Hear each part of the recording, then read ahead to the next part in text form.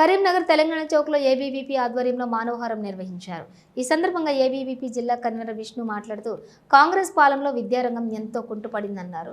నిరుపేద విద్యార్థులు కూడా ఫీజులు చెల్లించాల్సిన పరిస్థితి నెలకొందన్నారు. వెంటనే పెండింగ్ ఉన్న వారు 8,700 ఫీజు రీయింబర్స్మెంట్ విడుదల చేయాలని డిమాండ్ చేశారు. ఈ కార్యక్రమంలో పలువురు విద్యార్థులు పాల్గొన్నారు.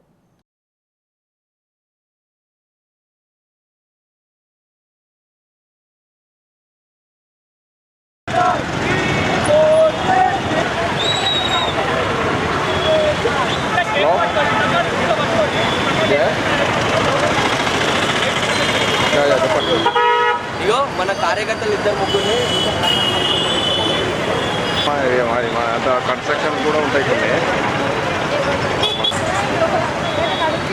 అఖిల భారతీయ విద్యార్థి పరిషత్ ఏబీవీపీ కరీంనగర్ శాఖ ఆధ్వర్యంలో ఈరోజు మానవారం కార్యక్రమాన్ని నిర్వహించడం జరుగుతూ ఉంది.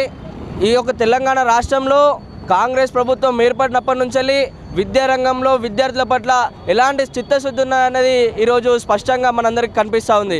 కాంగ్రెస్ రాష్ట్ర ప్రభుత్వం ఏర్పడి ఇప్పటికీ 3 సంవత్సరాలు అయిపోతున్నా కూడా ఇప్పటివరకు ఈ యొక్క రాష్ట్రంలో ఉన్నటువంటి 8,700 కోట్ల ఫీ రియంబర్స్మెంట్ స్కాలర్షిప్లను విడుదల చేయకపోవడం ఇది నిజంగా సిగ్గుచేటని ఈరోజు అఖిల భారతీయ విద్యార్థి పరిషత్ తెలియజేయడం జరుగుతుంది. అదేవిధంగా ఈరోజు ఫీజు రియంబర్స్మెంట్ స్కాలర్షిప్లు విడుదల కాకపోవడం వలన పేద విద్యార్థులు ఈరోజు గవర్నమెంట్ కళాశాలలో చదువుతున్నటువంటి పేద విద్యార్థులు కూడా ఈరోజు ఫీజు కట్టాల్సినటువంటి పరిస్థితి ఈరోజు యొక్క తెలంగాణ రాష్ట్రంలో ఏర్పడుతూ ఉంది.